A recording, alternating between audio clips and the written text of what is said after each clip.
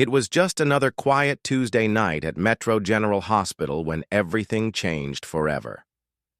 Dr. Alex Rivera was finishing his third cup of coffee, trying to stay awake during the night shift. He had been working as a trauma surgeon for 8 years, and he thought he had seen everything. Car accidents, construction mishaps, sports injuries, you name it, he had fixed it. But nothing could have prepared him for what was about to walk through those emergency room doors. The call came in around 11:30 p.m. "We have a crash victim." "Coming in," the dispatcher said over the radio. "Unknown injuries, but it's bad. ETA 3 minutes. Alex grabbed his surgical coat and headed to the trauma bay. Just another night, he thought. When the ambulance doors burst open, Alex's world turned upside down. The paramedics were wheeling in someone who looked almost human, but not quite. Her skin had a soft blue tint, like moonlight on water. Strange, glowing patterns flickered across her arms and face like tiny stars under her skin. "What in the world?" Alex whispered under his breath. The paramedic, Jake, looked just as confused as Alex felt. "We found her at that weird crash site outside the city," Jake explained quickly. "You know? The one where that bright light fell from the sky earlier tonight. The military is already there asking questions." Alex looked down at the patient. Despite her unusual appearance, she was clearly in tremendous pain. Her legs were crushed badly and she was losing blood fast. Her eyes, large and golden-like, "Honey?" looked right at him with an expression he recognized immediately, fear and desperate hope. "She's conscious," Alex noticed. "Can you understand me?" he asked gently. The girl tried to speak, but the sounds were unlike anything Alex had ever heard. They were musical, almost like singing, but he couldn't understand a single word. Still, when she looked at him, he could feel her trying to communicate. Dr. Luna Park, the head of the research department, came rushing in. She had been called because of the unusual nature of the case. "This is incredible," she said, pulling on her gloves. "Look at these readings. Her blood pressure, heart rate. They're similar to humans, but different enough to be fascinating." "Fascinating can wait," Alex said firmly. "Right now, she's dying. We need to focus on saving her life first." As they moved her into the operating room, Alex could see the extent of the damage. Both of her legs were completely crushed from what looked like some kind of heavy impact. The bones weren't just broken. They were shattered into pieces, too. "Small to repair. We need to contact the military," one of the nurses suggested nervously. "They said they wanted to be informed immediately if the crash survivor was brought here." "The military can wait," Alex replied, washing his hands for surgery. "This patient needs immediate help, and I'm not letting anyone die on my watch just because they're different." Dr. Park was studying the patient's blood samples under a microscope. "Alex, you need to see this," she called out. "Her bone structure is unlike anything I've ever seen. There are what look like crystal formations inside the bones. It's beautiful, but it also means traditional healing methods won't work." Alex felt his heart sink. In cases like this, doctors usually tried to save the limbs first, but looking at the X-rays, he could see that wasn't possible. The crystalline bones that Dr. Park mentioned were completely destroyed. If they tried to repair them with human medical techniques, the patient would likely die from complications. "What are our options?" Alex asked, though he already knew the answer. "Amputation," Dr. Park said quietly. "Both legs above the knee. It's the only way to save her life." Alex looked back at the patient. She was still conscious, though clearly in shock. Somehow, she seemed to understand what they were discussing. She looked directly at Alex and made a gesture that stopped his heart. She placed her hand over the left side of her chest, right where her heart would be, then pointed at him. It was a universal gesture that needed no translation. She was telling him that she trusted him with her life. "Get me the surgical team," Alex said with determination. "We're going to save her." The next 14 hours were the longest of Alex's career. The surgery was unlike anything he had ever performed. Her blood was slightly different from human blood, requiring special handling. Her muscle tissue was denser and stronger than human muscle. Even her skin healed differently, requiring modified surgical techniques. But the most challenging part wasn't the physical differences. It was the emotional weight of what he was doing. He was performing surgery on someone from another world, someone who had traveled across space only to end up on his operating table. The responsibility was overwhelming. Dr. Park stayed with him throughout the entire surgery, helping him navigate the differences in anatomy. They discovered that while her body was different from humans, the basic principles of surgery still applied. Her heart beat in a similar rhythm, her lungs worked the same way, and her nervous system responded to the same medications. "She's stable," Alex announced as he finished the final stitches. The amputation had been successful, but now came the hardest part: recovery. As the patient was moved to the intensive care unit, Alex finally had a moment to think about what had just happened. He had just saved the life of someone from another planet. Someone who had trusted him completely, even though they couldn't speak the same language. The military officials arrived just as Alex was leaving the operating room. They wanted to take the patient immediately to a government research facility. "Absolutely not," Alex said firmly. "She just had major surgery. Moving her now could kill her. She stays here until she's strong enough to be moved safely." The lead military officer, a stern woman in her 50s, wasn't happy. "Doctor, you don't understand the importance of this situation. This could be a matter of national security." "And you don't understand medicine," Alex replied. "This patient is under my care now, and I won't let anyone put her life at risk. She'll be moved when I say she's ready, and not a moment before." As Alex sat beside the patient's bed later that night watching her sleep, he couldn't help but wonder about her story. Where had she come from? Why was she here? Was she alone, or were there others like her? The glowing patterns on her skin had faded to a soft, barely visible shimmer. She looked peaceful despite everything she had been through. Alex found himself hoping that when she woke up, he could somehow communicate with her and learn her story. He had no idea that this was just the beginning of the most extraordinary experience of his life. This strange, beautiful being from another world was about to change everything he thought he knew about medicine, about life, and about himself. Little did he know that their connection would go far beyond doctor and patient, creating a bond that would challenge everything both of their worlds believed about what was possible. 3 months had passed since that incredible night, and Alex couldn't believe how much everything had changed. The patient he had saved was now awake, alert, and slowly learning to communicate with the hospital staff. They had started calling her Stella because the glowing patterns on her skin reminded everyone of stars. Every morning, Alex would stop by her room during his rounds. What started as simple medical checkups had turned into something much more interesting. Stella was incredibly smart and picked up English words faster than anyone expected. Within the first month, she could speak in short sentences. By the second month, she was having real conversations. "Good morning, Dr. Alex," Stella would say with that musical accent that made even simple words sound beautiful.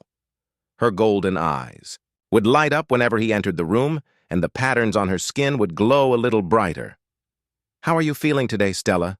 Alex would ask, checking her healing progress. The amputation sites had healed remarkably well, much faster than any human patient he had ever treated. "I feel grateful," she would often reply. It was one of the first English words she had learned, and she used it frequently. Dr. Luna Park had become fascinated with Stella's rapid language learning. "It's incredible," Luna told Alex one afternoon. "She's not just memorizing words, she's understanding complex grammar structures and even picking up on emotional context. Her brain processes language differently than humans." But what amazed Alex most wasn't Stella's intelligence. It was her kindness. Despite everything she had been through, despite losing her legs and being stranded on a strange planet, she never complained. Instead, she seemed genuinely curious about humans and their world. Tell me about your childhood, Stella asked one day during their usual evening conversation. Alex had gotten into the habit of visiting her room after his shift ended, partly to check on her progress, but mostly because he enjoyed talking with her. Well, I grew up in a small town, Alex began, settling into the chair beside her bed. I always wanted to be a doctor, even as a kid. I used to practice on my stuffed animals. He laughed at the memory. Stella's skin patterns shifted to a warm golden color that Alex had learned meant she was happy or amused. On my world, we call people like you life menders, she said. It is considered the highest honor among my people. Your world, Alex said carefully. Can you tell me about it? Stella's expression became distant and her skin patterns dimmed slightly. Kepler 442b. Very beautiful, but dying. That's why I was traveling, looking for new medicines, new ways to help my people. This was the most she had ever shared about her home, and Alex felt honored that she trusted him with this information. Over the weeks, she had revealed bits and pieces of her story, but always seemed reluctant to talk about why she had really come to Earth. I had samples, Stella continued, her voice becoming sad. Plant medicines that could help both our peoples. But they were destroyed in the crash. She touched her chest. Now I carry only the memory of them, here in my genetic code. Dr. Park had been studying this aspect of Stella's biology. Apparently, her species could store biological information in their DNA and pass it down through generations. It was like having a living library inside their bodies. Maybe we can work together, Alex suggested. Human medicine combined with your knowledge. We could help a lot of people. Stella looked at him with those beautiful golden eyes. You would want to do that, even though I am different? Different doesn't mean bad, Alex said firmly. Some of the best discoveries come from bringing different ideas together. As the weeks passed, Alex found himself looking forward to these conversations more and more. Stella wasn't just a patient anymore. She was becoming a friend. A very unusual friend, but a friend nonetheless. The hospital staff had grown protective, of Stella too. The nurses would bring her small gifts, flowers, books, pictures of their families. The physical therapy team worked extra hard to help her adapt to her new prosthetic legs. Even the cleaning crew would stop to chat with her in broken English mixed with gestures. But not everyone was happy about Stella's presence at the hospital. Government officials visited regularly, pressuring Alex to release her to military custody. Various research organizations wanted to study her. Some religious groups protested outside the hospital, claiming she was either a divine miracle or a dangerous demon. They want to take me away, Stella told Alex one evening, her skin patterns flickering with what he had learned was anxiety. I won't let that happen, Alex promised. You're my patient, and you stay here until you're ready to make your own decisions about where you want to go. The truth was, Alex had grown more attached to Stella than he cared to admit. She was brilliant, kind, funny in her own unique way, and incredibly brave. She had lost everything, her home, her mission, her legs, but she never gave up hope. Teach you something? Stella asked one night, interrupting his thoughts. Sure, what? Stella held up her hands and the patterns on her skin began to shift and change. This is how my people really communicate. The sounds are only part. The light patterns carry emotions, deeper meanings. Alex watched in amazement as waves of color flowed across her arms and face. Blues and greens mixed with golden highlights, creating something that looked like living art. What are you saying? Alex asked. Stella's patterns shifted to a warm, soft glow. I am saying thank you for saving my life, for treating me like a person, not just a strange creature, for giving me hope when I thought all hope was lost. Alex felt a strange warmth in his chest. You don't need to thank me. I'm just doing my job. No, Stella said, her patterns brightening. You do much more than job. You see me as me. Not many humans do this. That night, as Alex walked home through the quiet city streets, he realized something had changed inside him too. Stella had shown him that being different wasn't something to fear or fix. It was something to celebrate. Her unique perspective on medicine, on life, on human nature, had made him a better doctor and a better person. He had no idea that their friendship was about to become something much deeper and more complicated. Forces beyond their control were already in motion, and soon they would both have to make choices that would change their lives forever. But for now, in these quiet moments between doctor and patient, between human and alien, between two very different beings who had found understanding across the vastness of space, everything felt perfect. Tomorrow would bring new challenges. But tonight, Alex went to sleep with a smile on his face, thinking about glowing patterns that spoke of hope, gratitude, and something else he wasn't quite ready to name yet. 6 months had passed, and everything was different now. Stella had adapted to her prosthetic legs better than anyone expected. She could walk around the hospital, even climb stairs with help. But more importantly, she and Alex had grown closer than either of them had anticipated. Their daily conversations had evolved into something deeper. They would talk for hours about their different worlds, their dreams, their fears. Alex found himself sharing things with Stella that he had never told anyone else. And Stella, in return, opened up about her home planet and the family she had left behind. "I miss the purple sunsets on my world," Stella said one evening as they sat in the hospital garden. The city lights twinkled around them, but Alex could see the sadness in her glowing patterns. "Tell me about them," Alex said softly, genuinely curious about her memories. "2 suns in our sky," Stella explained, her skin patterns shifting to show deep purples and golden yellows. "When they set together, the whole sky turns colors your language has no words for. My little sister and I used to watch them every night. From our dwelling's roof." "You have a sister?" Alex asked. Stella rarely talked about her family. "Had," Stella corrected, her patterns dimming. "The sickness took her before I left on this mission. That's why I was so desperate to find new medicines.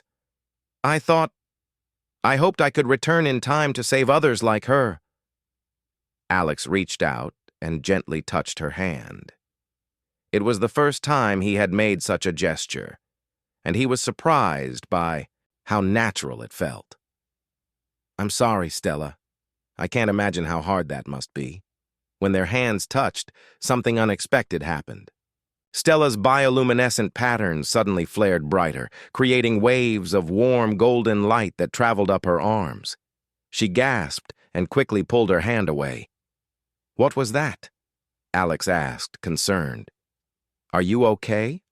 Stella looked confused and slightly frightened. I don't know. That has never happened before with a human. The patterns, they responded to your touch automatically." Dr. Park had been studying Stella's unique biology for months, and her latest findings were causing quite a stir in the medical community. "Alex, you need to see this," she called from her lab the next morning. "What did you find?" Alex asked, though part of him was nervous about the answer. "The blood compatibility tests we've been running," Dr. Park said, pulling up charts on her computer screen.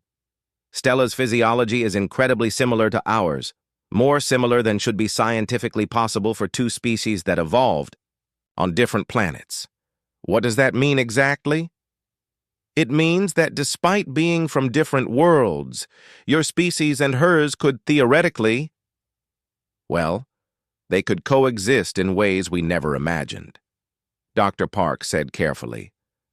"Her cellular structure actually responds positively to human DNA markers." Alex stared at the data, trying to process what Dr. Park was telling him. "You're saying we're compatible? Like biologically compatible?" "I'm saying the barriers between your species aren't as absolute as we assumed," Dr. Park replied. "But Alex, I have to warn you about something. The hospital board has been asking questions about your relationship with Stella. Alex's heart sank. He had been dreading this conversation. What kind of questions?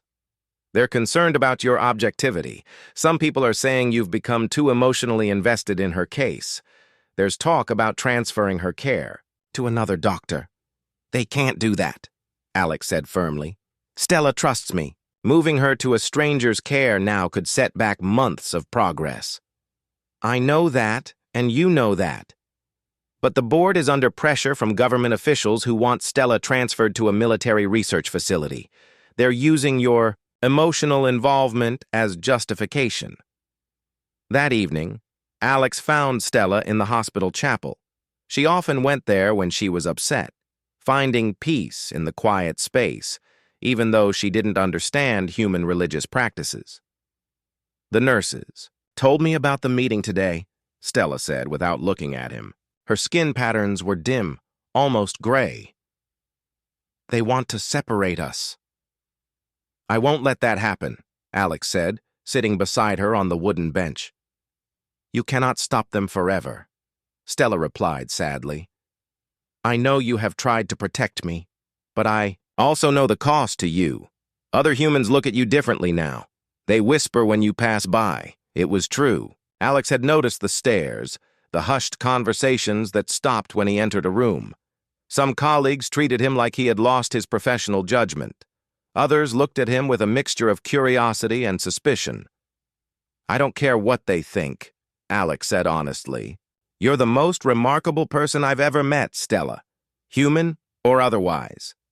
Stella turned to look at him, her golden eyes reflecting the soft chapel lighting. On my world, when someone feels this way, we call it soul bonding. It is rare, precious, but it is also dangerous. Dangerous how? Because once it begins, it cannot be undone. The connection becomes part of who you are. To lose it would be like losing part of your essence. Alex felt his heart racing. Is that what's happening to us? Before Stella could answer, her skin patterns suddenly blazed with brilliant light. Waves of gold, silver, and deep blue cascaded across her arms and face. The display was so beautiful that Alex couldn't look away. My body answers for me, Stella whispered. Among my people, the light patterns cannot lie. They show true feelings, true connections. What are they saying now? Alex asked, mesmerized by the dancing lights. They are saying that I have found something I thought I would never find again after losing my world, Stella said softly. They are saying that despite all our differences, despite the impossibility of it all, I have found someone who sees my soul and accepts it completely. Alex reached out and took her hands in his. This time, neither of them pulled away when her patterns flared brighter. The light seemed to respond to their connection, creating a gentle glow that surrounded them both. Stella, Alex said quietly, I need you to know something. Whatever happens next, whatever the hospital board decides or what the government wants, my feelings for you aren't going to change. You've become the most important person in my life. Even though I am different, even though loving me could cost you everything you have worked for, especially because you're different, Alex replied. You've shown me things about myself I never knew existed. You've made me a better person, a better doctor. I can't imagine my life without you in it. Stella's patterns shifted to the warmest, most beautiful gold Alex had ever seen. Then we face whatever comes next together, she said. They sat in the quiet chapel, hands intertwined, surrounded by the gentle glow of Stella's bioluminescent patterns. Neither of them knew that their connection was about to face the greatest test of all. Forces beyond their control were already in motion, and soon they would discover just how deep their bond truly ran. But in that perfect moment, with starlight dancing across Stella's skin and love growing between two beings from different worlds, everything felt possible. 2 months after that night in the chapel, everything changed in the most unexpected way possible. Stella had been feeling sick for several days, complaining of nausea and fatigue that reminded Alex of something familiar, yet impossible. "I don't understand what's wrong with me," Stella said weakly, as Alex checked her vital signs during his morning rounds. Her usual golden glow had dimmed considerably, and she looked exhausted. "When did you first start feeling sick?" Alex asked, trying to maintain his professional composure while worry gnawed at his heart. "About a week ago. At first I thought it was homesickness affecting my body again, but this feels different. My body is changing in ways I don't understand." Dr. Park arrived with the test results, her face pale with shock. She motioned for Alex to step outside Stella's room. "Alex, you need to sit down for this," Dr. Park said quietly in the hallway. "Just tell me, is she dying? Is it some kind of alien illness we don't understand?" "She's pregnant," Dr. Park said simply.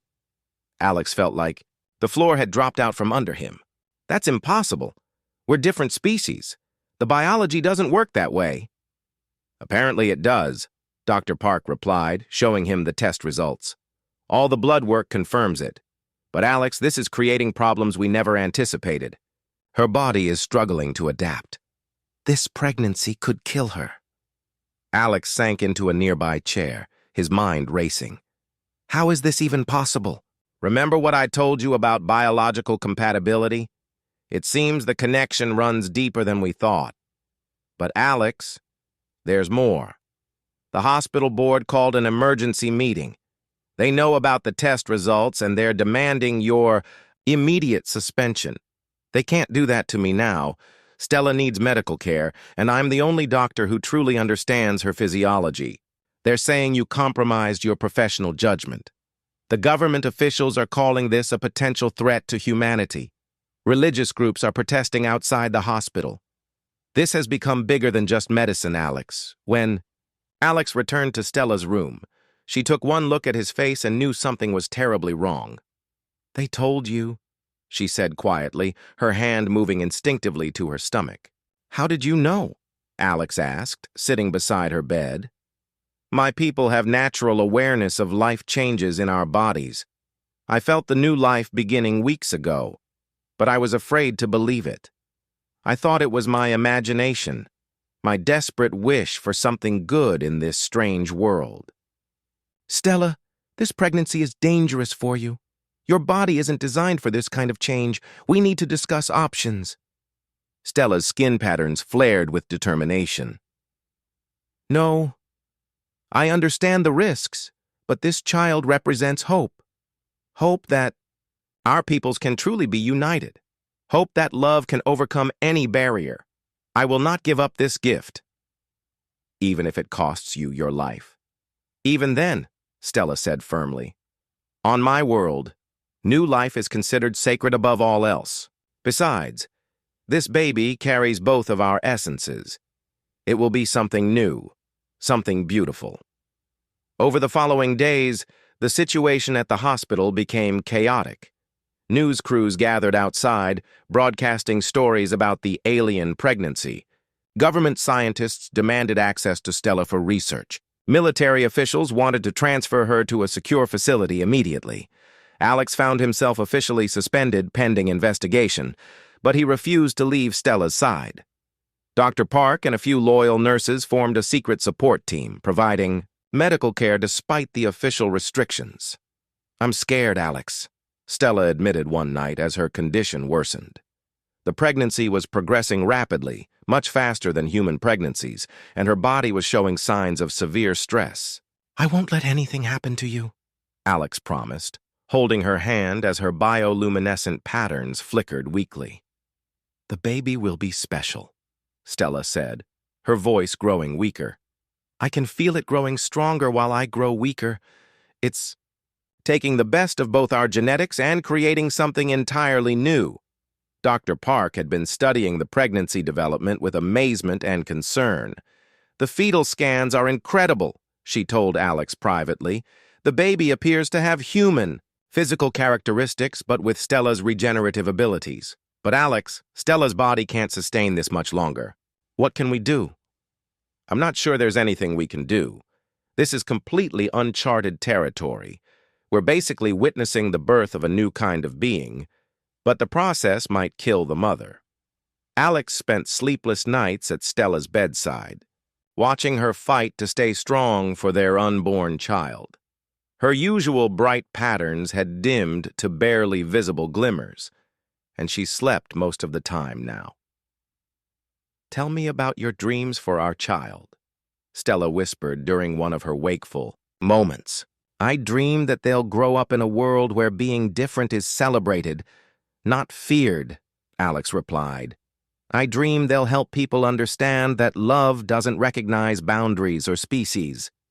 I dream they'll have your kindness and intelligence, and your determination and healing heart," Stella added with a weak smile. The controversy surrounding them grew larger each day. Some people called the pregnancy a miracle that proved love could transcend any barrier. Others called it an abomination that threatened the natural order. Religious leaders debated whether this was divine intervention or dangerous mutation. Through it all, Alex remained focused on one thing: keeping Stella and their child safe. "I need to tell you something," Stella said during what Alex feared might be one of their last conversations. "In my culture, when we choose someone for life bonding, we share our genetic memories. Our children carry not just our DNA, but the knowledge and experiences of generations before us. What does that mean for our baby? It means they will be born with understanding of both our worlds. They will be a bridge between species, carrying the wisdom of my people and the compassion of yours." As Stella's condition became critical, Alex made a decision that would change everything. He wouldn't let the politics and fear of others determine their family's fate. Whatever happened next, he would face it with the same courage that had brought them together in the first place. "Promise me," Stella whispered as her contractions began earlier than expected. "Promise me that no matter what happens to me, you'll protect our child, help them understand both worlds they come from." "I promise," Alex said, preparing for the most important medical procedure of his life. "But I'm not losing you, Stella. We're all going to get through this together." The next hours would test everything Alex had learned about medicine, about love, and about the incredible power of life to find a way forward, even against impossible odds. The emergency came faster than anyone expected. Stella's contractions started in the middle of the night, and her condition became critical within hours. Despite his suspension, Alex refused to leave her side. Dr. Park and the loyal nursing staff worked together in secret, knowing they were risking their careers to save 2 lives. "Her blood pressure is dropping too fast," Dr. Park said urgently as they prepared the emergency operating room. "Alex, I don't think she's going to make it through a normal delivery." "Then we'll do whatever it takes," Alex replied, scrubbing, and despite having no official authority to operate. "I didn't save her life 8 months ago just to lose her now." The operation was the most challenging thing Alex had ever attempted. Stella's unique physiology made everything complicated, but her trust in him never wavered. Even as her strength failed, she kept her golden eyes focused on his face. "Our baby," she whispered as Alex worked to safely deliver their child. "Promise me you'll tell them about both their worlds."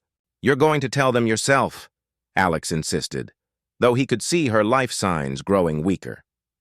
When the baby finally arrived, the operating room fell completely silent. She was perfect, tiny with human features, but with the faintest shimmer of her mother's bioluminescent patterns just beneath her skin. As she took her first breath and cried, the patterns briefly flared to life, creating a soft golden glow. "She's beautiful," Dr. Park whispered in amazement. "Look at her cellular regeneration rate. That small cut from the delivery is already healing." Alex held his daughter for the first time, tears streaming down his face. She was impossibly small but incredibly strong. When she wrapped her tiny fingers around his thumb, he felt a warmth spread through his chest that he had never experienced before.